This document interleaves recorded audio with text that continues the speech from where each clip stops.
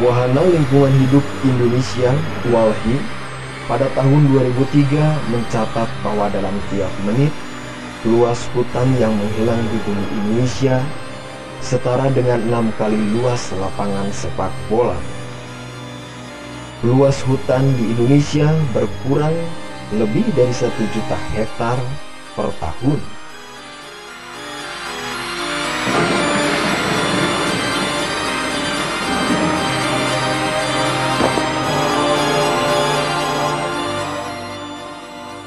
Sekitar 60.000 dari 240.000 jenis tanaman dapat musnah dalam kurun waktu 3 dekade mendatang bila pembukaan hutan tropis dibiarkan.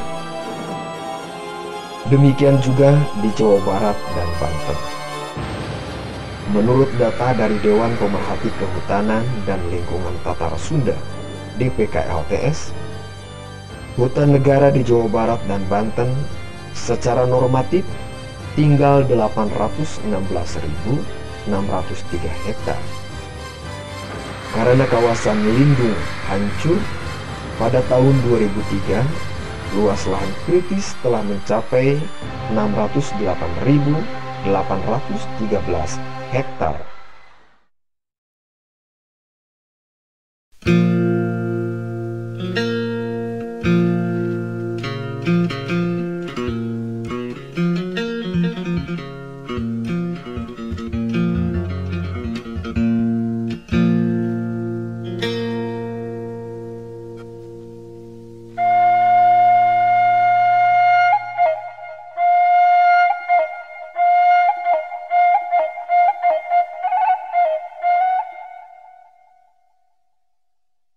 Hutan di Jawa Barat menurut data satelit tinggal 323.802 hektar atau hanya 9%.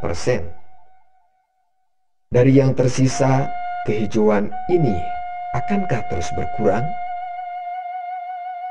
Jangan biarkan citra alam elok dengan kekayaan alam dan budayanya terpupus oleh kenyataan yang sangat buruk dan pahit. Tanaman, binatang, bakteri, fungus, mineral, dan manusia saling menukarkan energinya dan memperkuat satu sama lainnya dalam membangun keseimbangan alam. Apabila keseimbangan alam tersebut sudah tidak ada, maka hancurlah alam dan hilanglah budayanya. Budaya masyarakat yang selaras dengan kehidupan alam sekitarnya semakin tidak dapat dipertahankan dan kemungkinan terbesarnya hilang atau punah.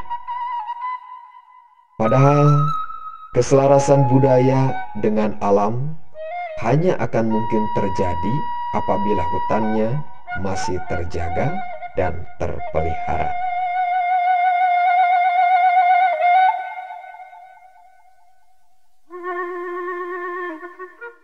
Di kawasan Bandung Utara, Universitas Pendidikan Indonesia yang sebelumnya bernama IKIP Bandung adalah bagian integral dari kehijauan hutannya.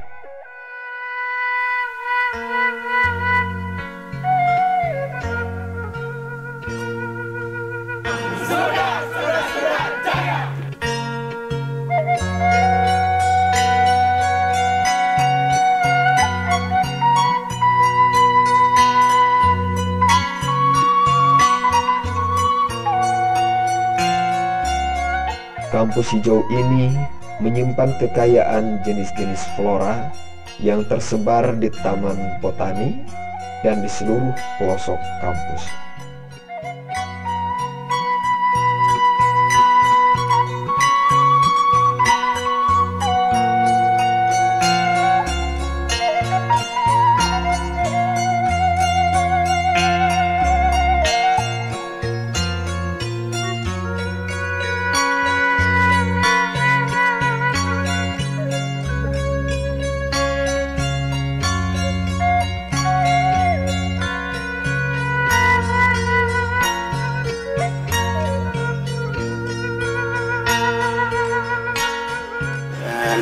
67 sampai 80.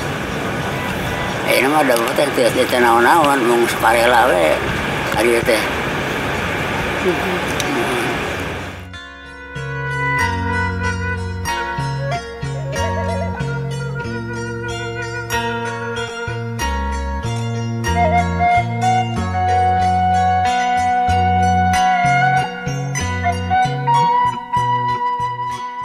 Anu kamu belajar mah kamu belajar mah kitu asa jarang pisannya dia waktu masuk UPI we biologi UPI nu sanes mah teu aya da teu aya dina kurikulum pencan kada kana karagaman kada apa tumbuh-tumbuhan kada mengenal tumbuh-tumbuhan.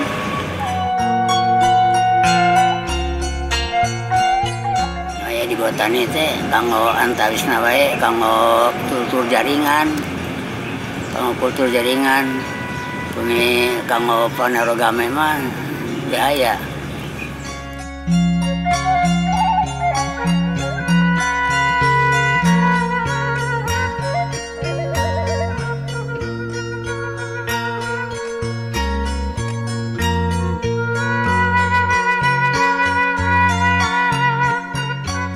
Kirang langkung duka tahun 60 penginten ngawitan dibangun teh.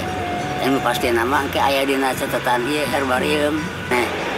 Tendekan pasadariun terus ieu Wixingguan dosen biologi hiji-hijina Wixingguan. Atur mahasiswana we namanya duaan eta teh. Ibu Ella Sangkilawang sareng Pribados.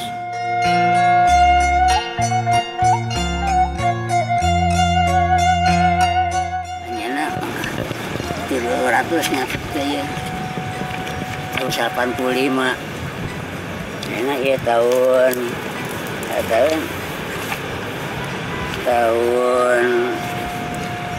2000 ya 2006 tuh 2006 terus Kirangan 270 ya no profesional terang karena tusina tumbuhan karena non tumbuhan kama aya di dia jadi progi kader tak enak di dia ge di UPI ge kada aya kader.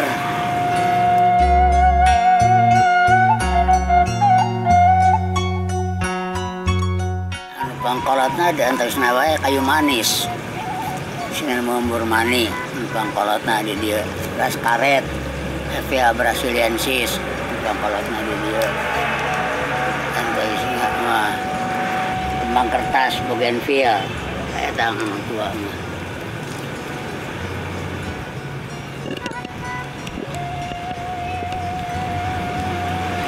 Nah putat enten putat sarang butun aya dekat pasca dari giranana ieu butun aya 2 tangka. Kamu mah aya bintaro di teh satangka. Muka busur kebangunan Bintaro. Tumbuhan pantai formasi pertama formasi Barringtonia kan barisan pertama di pantai elang.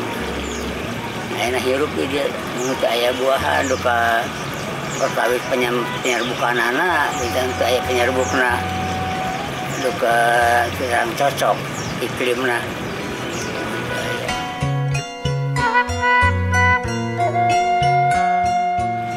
Ya 30% mah pohon, 30% sanes nama semak sarang tumbuhan ternak we, ternak sarang semak.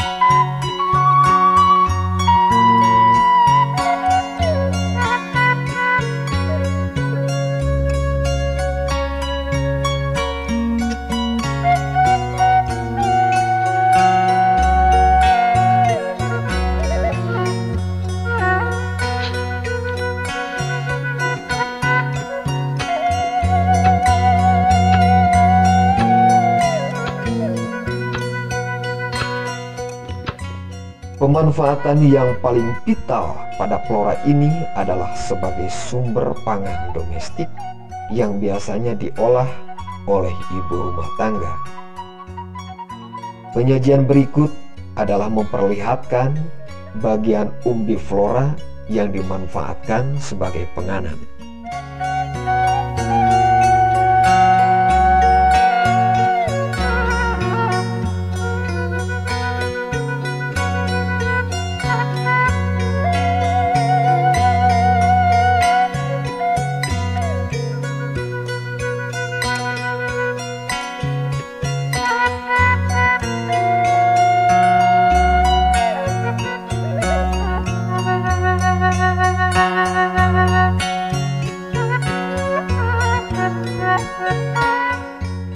Bagian ini memperlihatkan bagaimana bumbu dan sebagian sayuran diolah menjadi pemenuhan kebutuhan hidup manusia. Seperti diketahui dalam dunia kuliner, sayur mayur, bumbu, buah-buahan, bunga, biji, umbi, bahkan bagian dari pokoknya seperti kulit kayu manis adalah hal penting dan menarik. Bahkan sekarang diketengahkan pada dunia industri dan modernisasi. Tentunya bahan-bahan kuliner ini adalah sebelumnya bahan yang kita ketahui secara tradisi dan tradisional. Baik menu, bahan, pengolahan, bahkan penyajian dan ritual yang menggenapinya.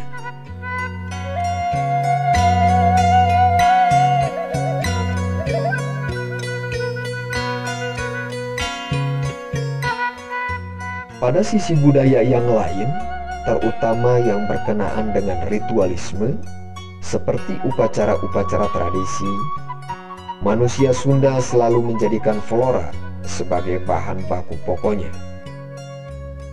Kepercayaan yang timbul seputar tumbuhan yang dipakai pada ritualisme adalah segi pemanfaatan lain dari alam yang dikenal dan tersedia bagi manusia Sunda.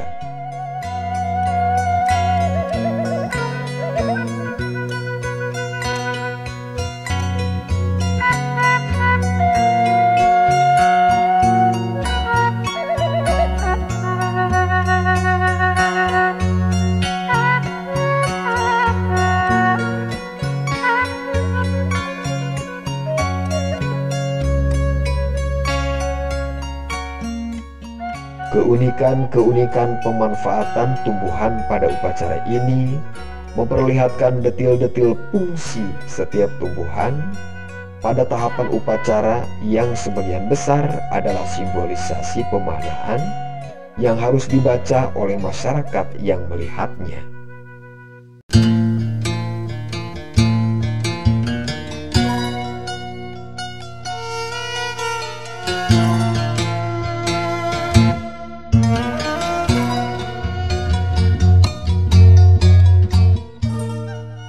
Pola memahami alam dan lingkungan menjadi lokalisme jenius orang Sunda. Dan ketika hal itu menjadi kebijakan yang disepakati bersama, itulah yang disebut kearifan tradisional atau yang terkenal kearifan lokal. Yang biasanya hasilnya luar biasa, yaitu seperti tercermin dalam peribahasa seperti ini. Jati teka silih kujunti, teunggut kaliduan, tegedag keangginan. Artinya, kearifan tradisional atau kearifan lokal itu bisa membuat jati diri menjadi tangguh.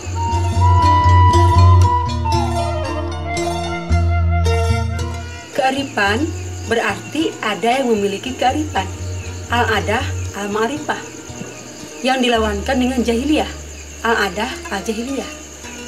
Kearifan adat dipahami sebagai segala sesuatu yang didasari pengetahuan dan diakui akal sebagai sesuatu yang baik oleh ketentuan agama. Adat kebiasaan yang pada dasarnya teruji secara alamiah dan niscaya bernilai baik. Mengapa demikian? Karena kebiasaan tersebut merupakan tindakan sosial yang terus diulang-ulang, yang artinya di sana ada penguatan. Apabila suatu tindakan tidak dianggap baik oleh masyarakat, maka tidak akan mengalami penguatan. Jadi pergerakannya alamiah, terjadi secara sukarela karena dianggap baik dan mengandung manfaat. Karena ada adat yang tidak baik yang apabila dipaksakan oleh penguasa atau komunitas setempat tidak akan tumbuh secara alamiah. Jadi yang disebut kearifan tradisional atau kearifan lokal adalah semua bentuk pengetahuan, keyakinan, pemahaman, dan wawasan, juga adat kebiasaan atau etika yang diwariskan sebagai perilaku manusia dalam kehidupan di dalam suatu komunitas. Semua kearifan tradisional itu diwariskan dari satu generasi ke generasi berikutnya dan membentuk pola kehidupan perilaku manusia sehari-hari. Sekarang kita bicara contoh kearifan tradisional atau kearifan lokal, diantaranya adalah nilai, norma, etika, kepercayaan, adat istiadat, termasuk upacara adat di dalamnya, hukum, dan ia hidup dalam aneka budaya masyarakat yang fungsinya pun bermacam-macam. Tadi dikatakan bahwa upacara adat itu bermacam-macam bentuknya dan fungsinya pun bermacam-macam.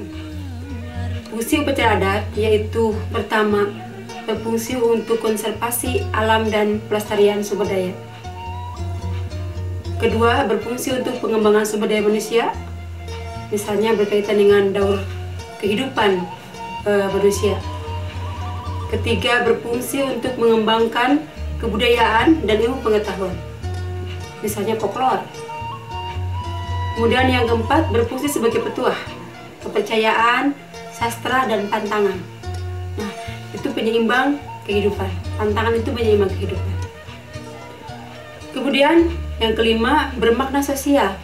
Misalnya upacara komunal kekerabatan, rasulan, pancakaki, marhabaan.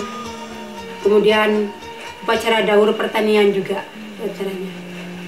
Yang keenam, fungsinya bermakna etika dan moral yang terwujud dalam upacara keagamaan.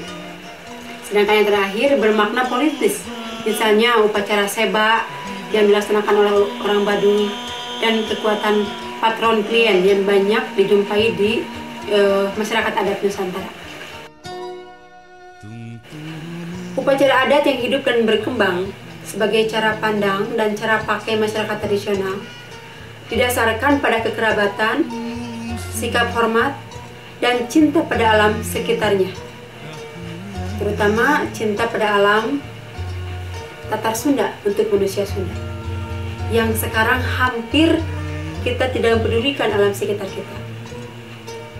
Pada upacara-upacara tersebut terekam bagaimana manusia Sunda tidak dapat dipisahkan dengan alam sekelilingnya, terutama flora.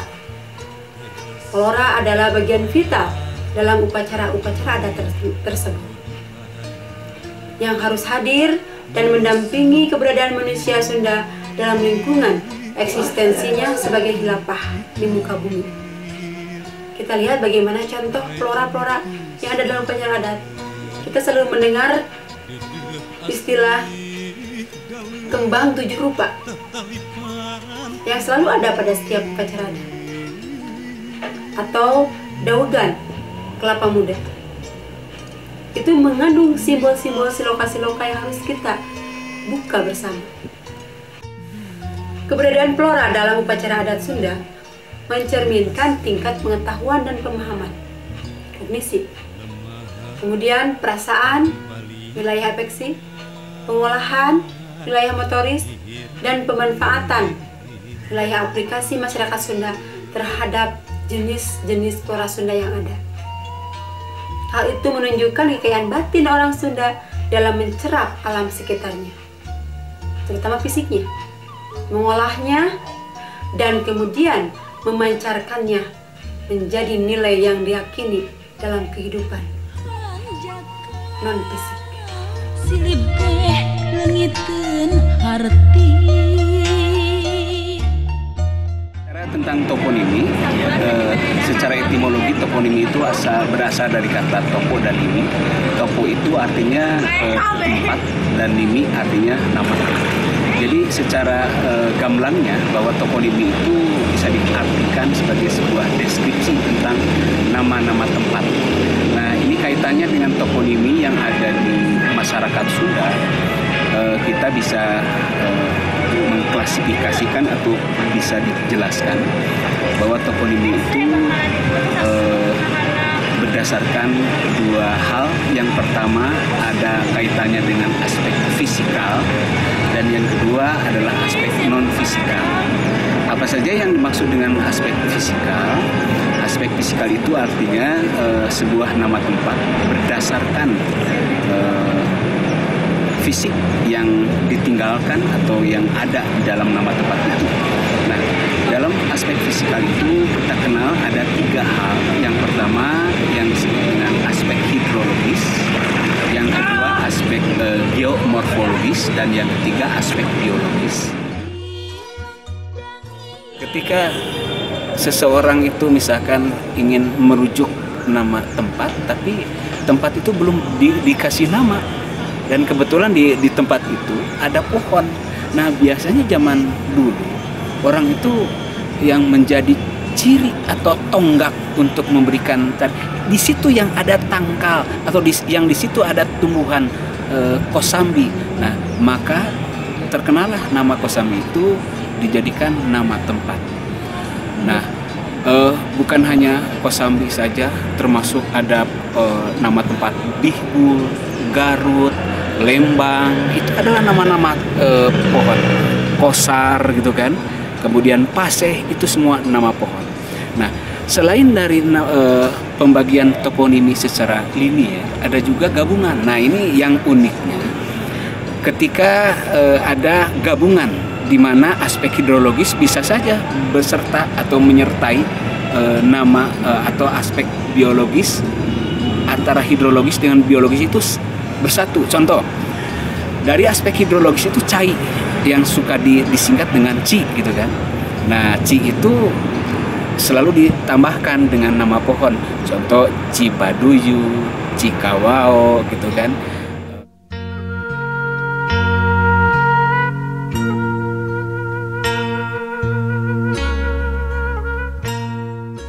Flora pada masyarakat Sunda adalah bagian dari kearifan lokal atau kearifan tradisional.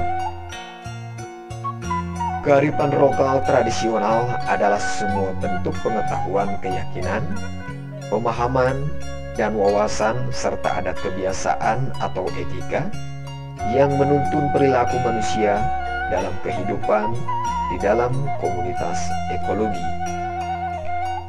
Seluruh kearifan tradisional ini dihayati, dipraktekkan, diajarkan, dan diwariskan dari satu generasi ke generasi selanjutnya yang sekaligus membentuk pola perilaku manusia sehari-hari. Berikut ini adalah gambaran nyata flora dari kearifan tersebut yang membentuk pola perilaku manusia Sunda. Gambaran ini diharapkan bisa menjadi model bagi dunia pendidikan dalam berbagai mata pelajaran dan mata kuliah yang berhubungan tentang tumbuhan dan kebudayaan.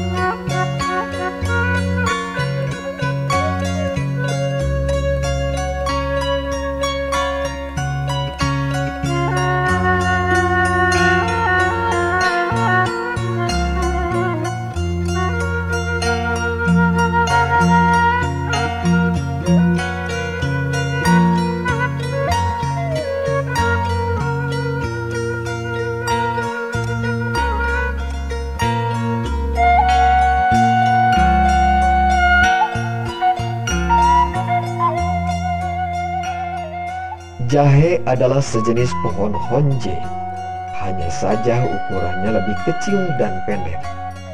Dimanfaatkan akarnya karena berasa pedas. Kini masyarakat Sunda lebih mengenal jahe sebagai nama tumbuhan obat tradisional. Di dalam jahe terdapat kandungan minyak asiri, resin, tepung kanji, dan serat. Faedahnya bisa digunakan sebagai penghangat perut.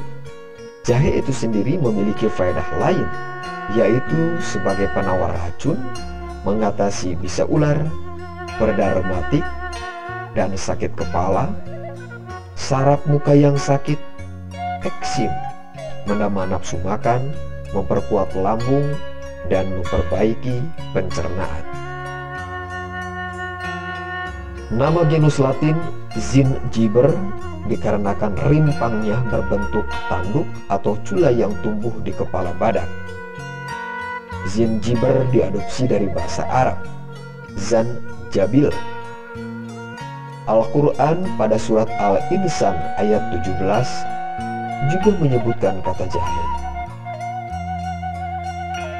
Di dalam surga itu, mereka diberi segelas minuman yang bercampur jahe. Itulah mengapa sampai sekarang jahe memiliki banyak manfaat. Bahkan karena memiliki segudang manfaat, jahe dikenal sebagai makanan penghuni surga. Selain dikenal tanaman obat, kata jahe dikenal dalam peribahasa Sunda yang bunyinya ulah tiis-tiis jahe, yang artinya ulah kengeunahan, kudu hati-hati. Jika ditelusuri secara harfiah, mengapa kata yang diambil kata jahe?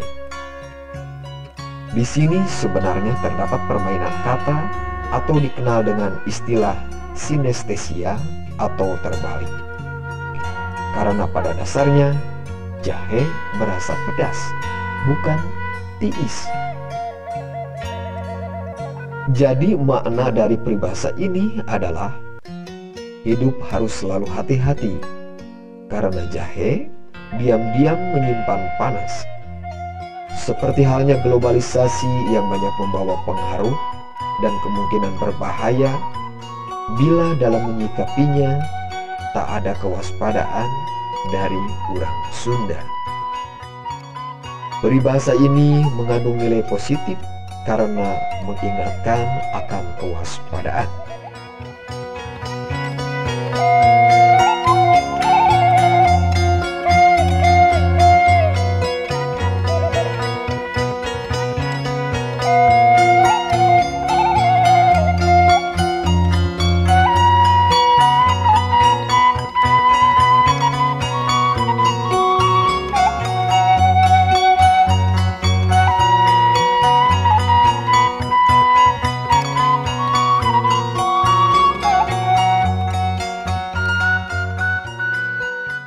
Rumput secara umum dalam bahasa Latin disebut sinodon, adalah nama tumbuhan yang tumbuh dengan sendirinya, daunnya menempel di tanah.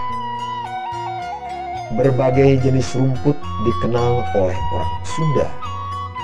Misalnya, jukut lembang, jukut jajaguan, jukut malela, jukut carulang, jukut gajah, jukut riut, jukut kriminil, jukut galinggang, jukut raket, jukut sampalan, jukut jampang, dan jukut palias.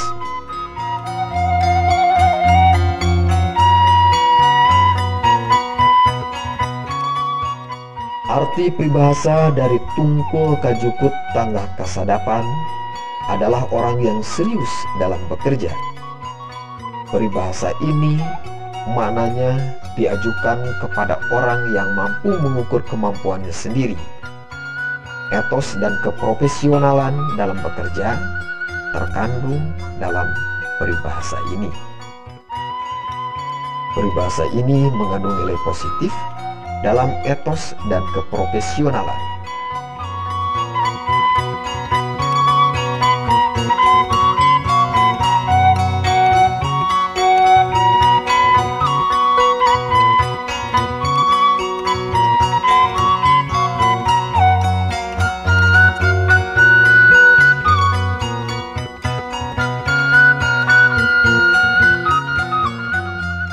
Thales atau talas dalam bahasa Latin adalah Colocasia esculentum.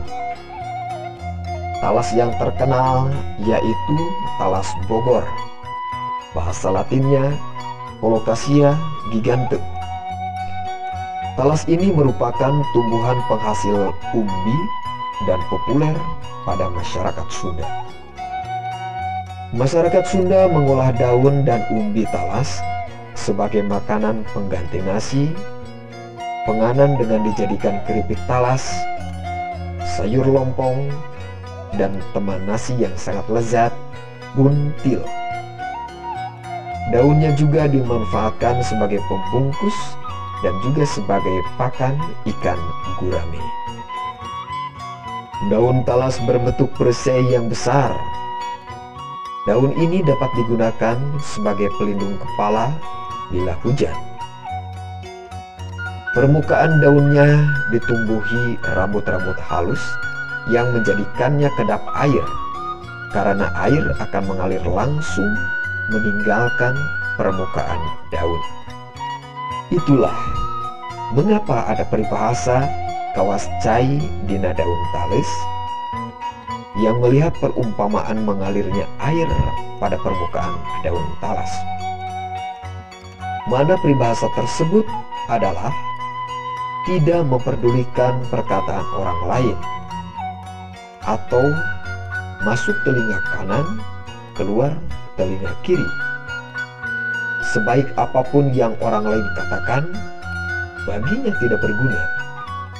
Hanya anggapannya sendiri yang dianggapnya berguna. Peribahasa ini memperlihatkan nilai negatif yang ditemukan pada kehidupan sosial manusia sebagai cermin bagi tumbuhnya nilai positif.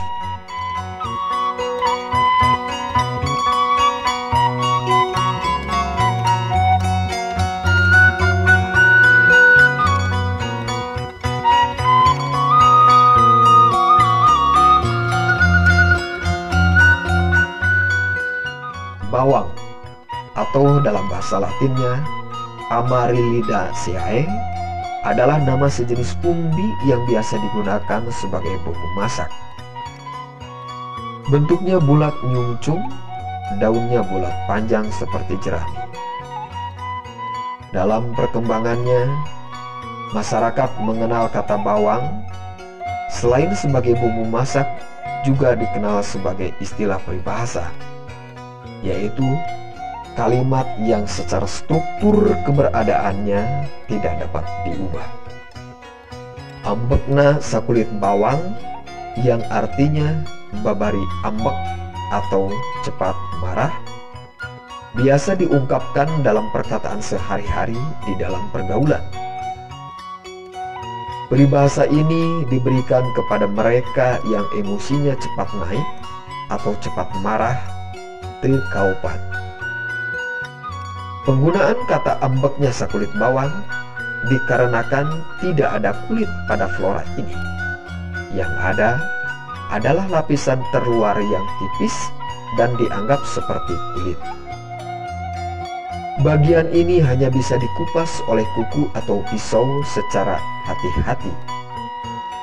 Bawang juga uniknya tidak memiliki diameter seperti flora yang lainnya.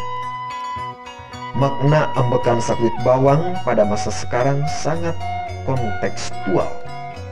Banyak kekerasan dan kerusuhan yang terjadi dan masyarakat sepertinya mudah terprovokasi. Peribahasa ini memperlihatkan nilai negatif yang ditemukan pada kehidupan sosial manusia sebagai cermin bagi tumbuhnya nilai positif. Peribahasa lain yang menggunakan kata bawang adalah dah bawang, dah kapas. artinya dibayar kontan. Barang dicokot, duitnya dibayar. Penggunaan ungkapan dah bawang dah kapas, dibayar kontan, barang dicokot duitnya dibayar. Salah satu yang menjadi alasannya yaitu pada zaman dahulu orang Sunda belum mengenal uang dalam jual beli. Jadi sebelum ada ekonomi uang, yang mempunyai barang saling bertukar atau barter sesuai dengan keperluannya masing-masing. Pada masa itu yang terkenal menjadi barang barteran adalah bawang dan kapas. Bawang menjadi hal pokok karena berkaitan dengan bumbu masak dan pengobatan dasar yang alamiah untuk menurunkan panas.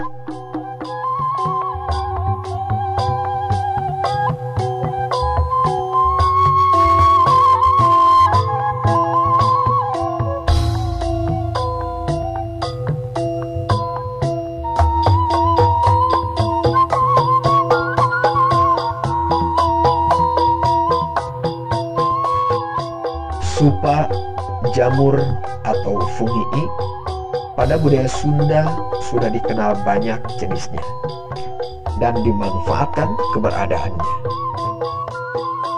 Misalnya saja supa lumar, supa bulan, supa kakabu, supa tangkil, supa kancing, supa lember, dan sebagainya.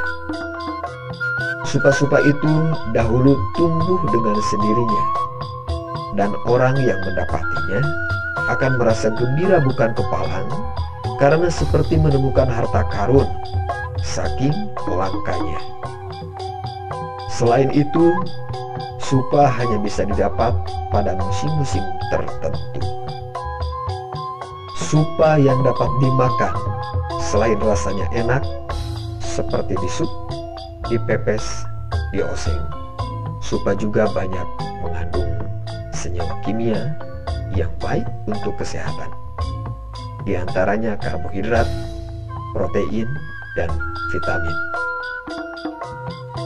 Supa tersebut selalu tumbuh dengan cara parasit atau saprofit, terutama pada pohon kayu yang sudah lapuk. Karena itulah, kedekatan orang Sunda dengan supa bisa dilihat dari kekayaan batin peribahasa ini.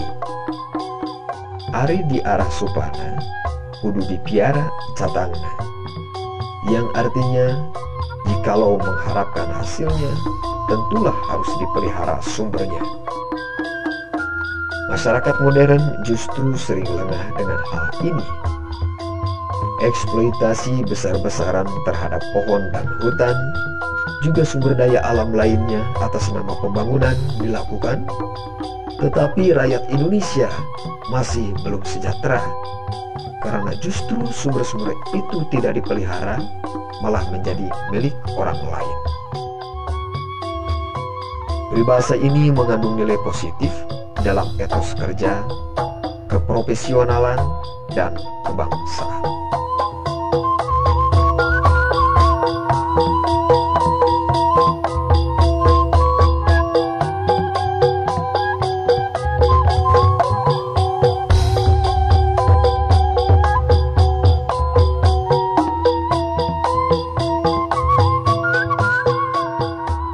Jati atau Tectona grandis adalah kayu yang memiliki kualitas unggul dan bisa digunakan sebagai bahan bangunan dan perabotan rumah tangga lainnya. Oleh karena itu, penamaannya dimonopoli oleh pemerintah. Masyarakat Sunda mengenal kata jati bukan hanya sebagai nama pohon, melainkan mengenalnya sebagai peribahasa yang melekat sejak zaman dahulu. Buruk-buruk papan jati, sagoreng-gorengna oge dulur sorangan. Hal ini menggambarkan bahwasannya pohon jati merupakan kayu kualitas unggul. Selapuk-lapuknya atau seburuk-buruknya pohon jati tak akan bisa dikalahkan pohon jenis lainnya.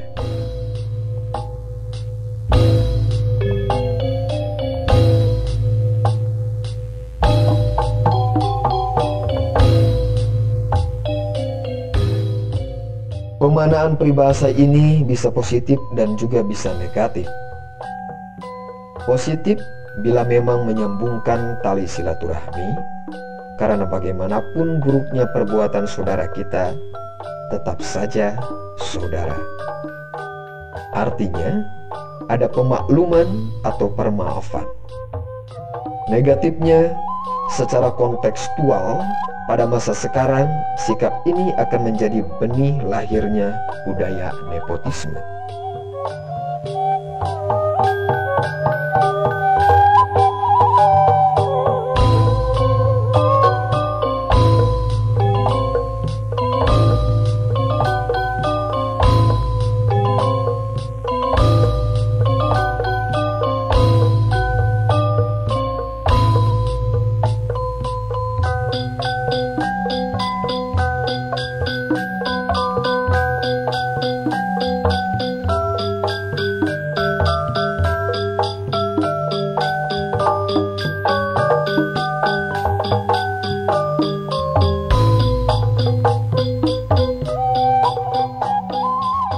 Pinang atau Areca catechu adalah tumbuhan yang batangnya lurus langsing dan dapat mencapai ketinggian 25 meter dengan diameter lebih kurang 15 cm, meski ada pula yang lebih besar. Di Tatar Sunda, pinang tumbuh hingga ketinggian 1.400 meter di atas permukaan laut.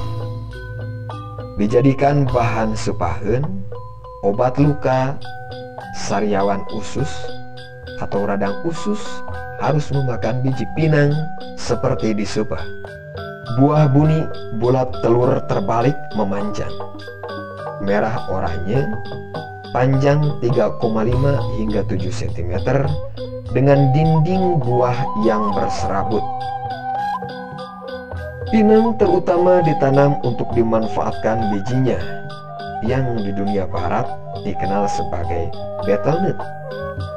Biji ini dikenal sebagai salah satu campuran orang memakan sirih selain gambir dan kapur. Biji pinang mengandung alkaloida seperti misalnya arekaina dan arekolina yang sedikit banyak bersifat racun dan adiktif, dapat merangsang otak. Sediaan simplicia biji pinang di apotik biasa digunakan untuk mengobati cacingan, terutama untuk mengatasi cacing pita. Sementara itu, beberapa macam pinang bijinya menimbulkan rasa pening apabila dikunyah. Zat lain yang dikandung buah ini antara lain arekaidin, arekolidin, gurasin, gupakolin, dan beberapa unsur lainnya. Secara tradisional, biji pinang digunakan dalam ramuan untuk mengobati sakit disentri, diare berdarah, dan kudisan. Biji ini juga dimanfaatkan sebagai penghasil zat berwarna merah dan bahan penyamak.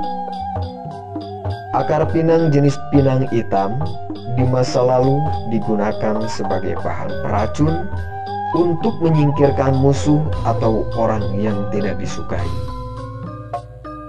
Pelepah daun yang seperti tabung digunakan sebagai pembungkus kue-kue dan makanan.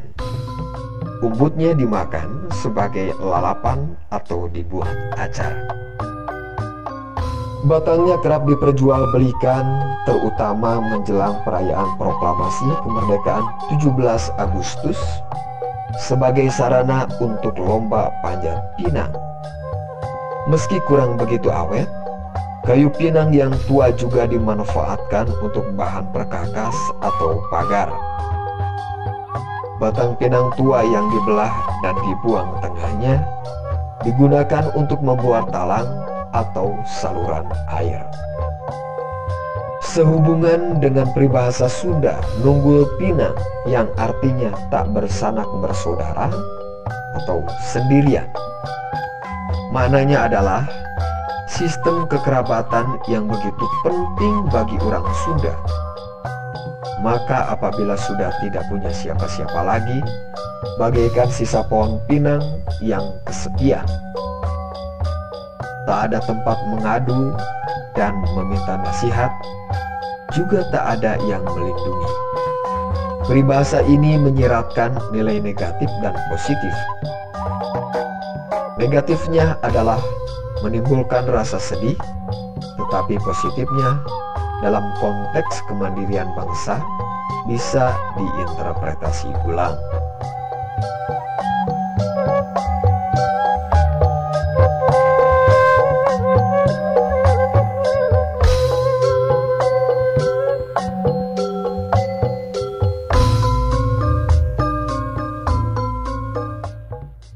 Muncang atau kemiri atau Alerites molucana adalah buah dari pohon muncang.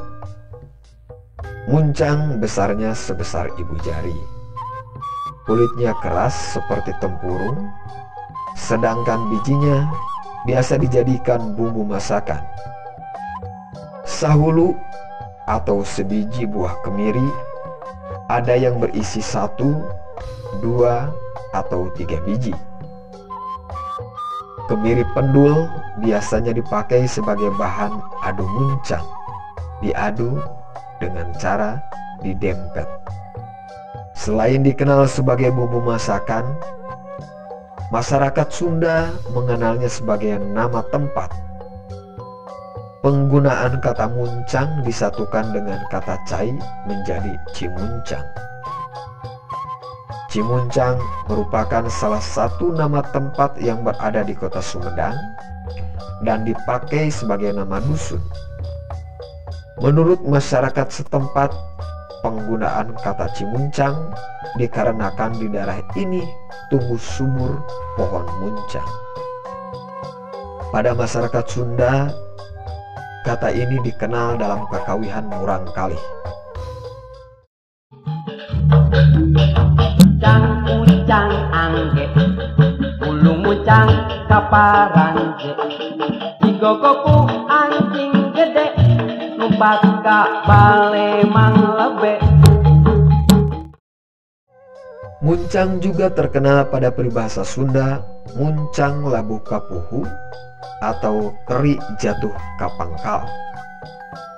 Maknanya adalah sejauh-jauh orang yang berkelana suatu saat akan pulang ke kampung halamannya. Peribahasa ini menunjukkan sistem kekerabatan yang kuat pada masyarakat Sunda, karena orang Sunda pada umumnya lebih suka kembali ke kampung halamannya. Peribahasa ini menunjukkan sisi positif dalam hal pembangun tanah kelahiran dan negatif menjadi jiwa yang penuh kenangan, bergantung perspektif yang menafsirkannya.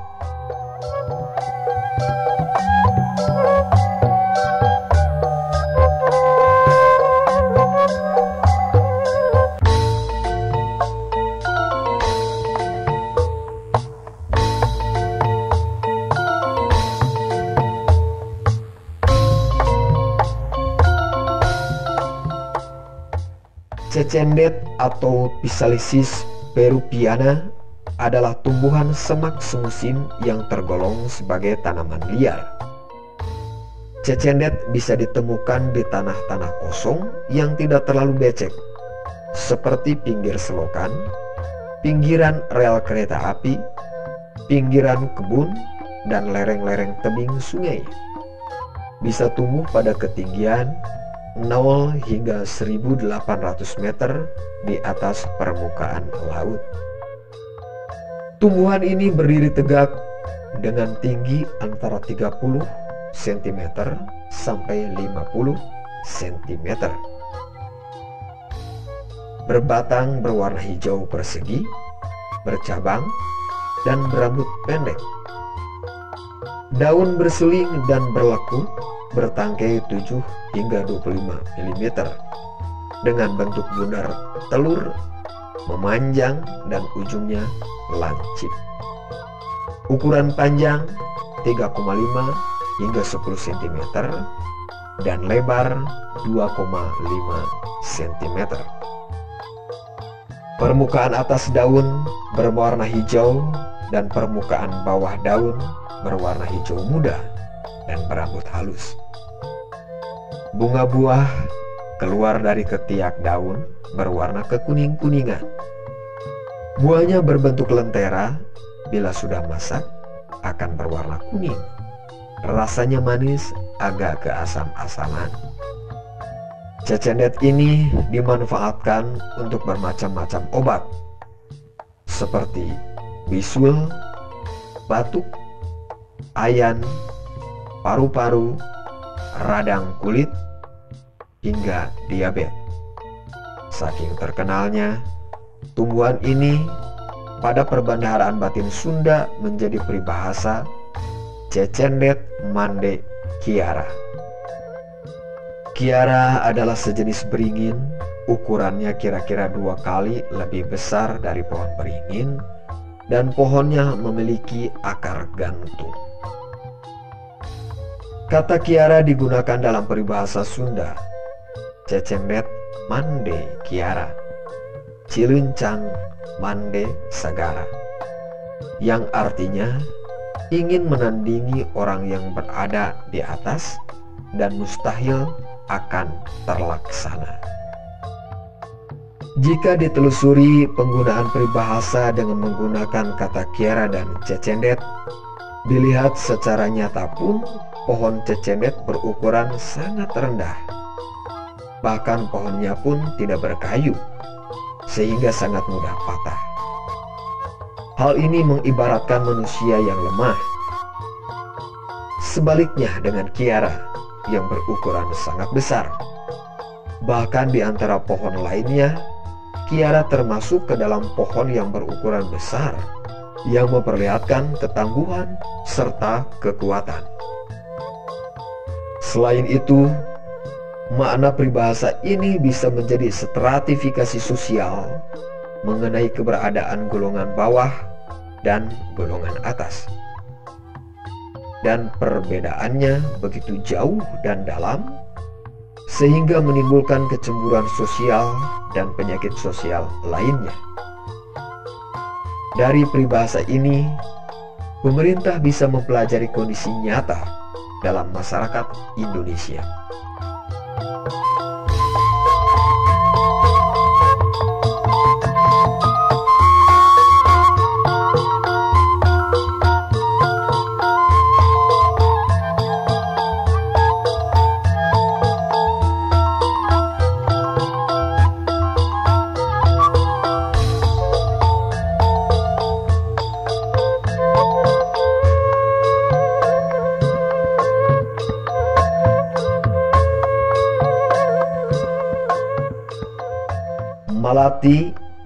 Melati atau Jasminum sambak adalah tanaman perdu yang tumbuh menyemak. Daunnya berbentuk jorong hingga bulat dengan tulang daun yang jelas, berwarna hijau terang, berbunga putih, mungil, dan wangi. Akar bunga ini adalah serabut dan sulit dipatahkan. Selain dikenal sebagai nama bunga, malati dikenal pula sebagai tanaman obat. Karena di dalam malati terdapat kandungan asam format, asam asetat, asam benzoat, linalol, asam silisilat, benzil linol ester, metil linalol ester, benzil alkohol, jasmin, dan sebagainya. Kandungan ini berkhasiat menyembuhkan gigitan binatang dan bengkak, mata meradang atau merah, penguat rambut atau mempercepat tumbuh rambut, produksi ASI berlebihan, dan insomnia. Selain dikenal sebagai tanaman obat, pada zaman dahulu masyarakat mengenal melati di dalam sebuah ungkapan peribahasa. Salah satunya dalam peribahasa, ulah cara ka kembang malati, kudu cara ka picung, yang artinya jangan cepat bosan, harus tetap saling menyayangi. Awalnya cinta, makin lama harus semakin cinta. Penggunaan kata melati dikarenakan ketika manusia melihat bunga melati selalu ingin menghirup wanginya karena bentuknya yang sangat mungil menarik hati dan harumnya yang semerbak. Setelah dipetik dan dihirup kewangiannya, harum melati gampang hilang dan lalu dibuang. Picung adalah sejenis muncang atau kemiri, tetapi buahnya mengandung racun. Walaupun demikian, buah picung ini bisa diolah menjadi dage.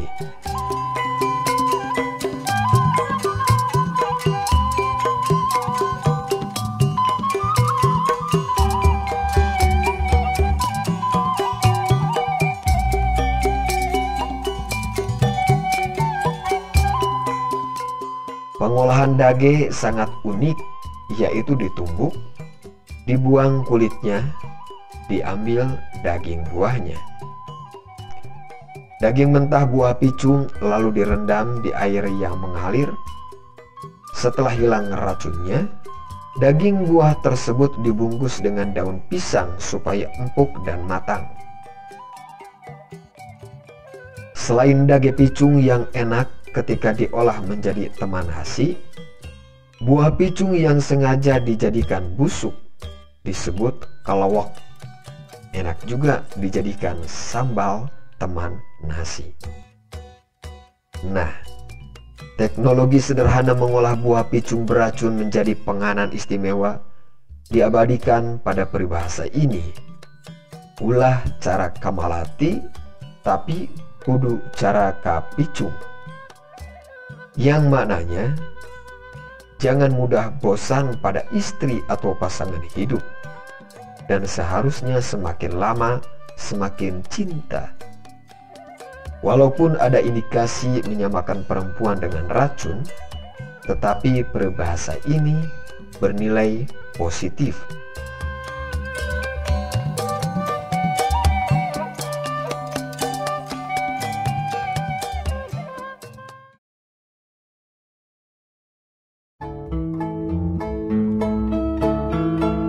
Telah jauh perjalanan menyusuri flora pada hasanah kebudayaan Sunda.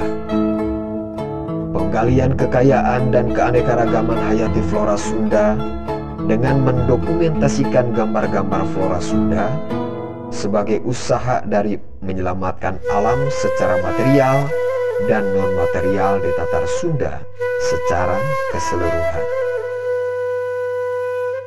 Pendokumentasian ini dilandaskan pada historisasi flora Sunda yang diharapkan dapat memperkaya ilmu pengetahuan, hasanah sejarah, dan budaya flora Sunda.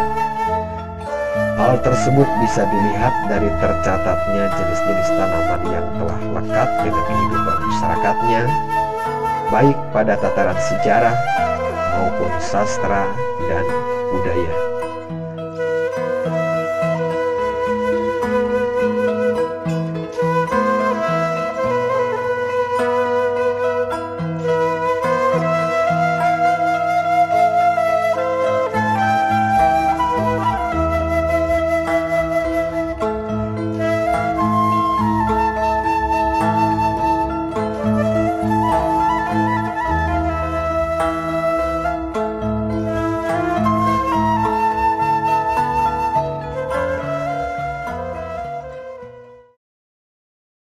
Selanjutnya, apa yang akan kita lakukan dengan kondisi alam Tatar Sunda yang semakin memprihatinkan?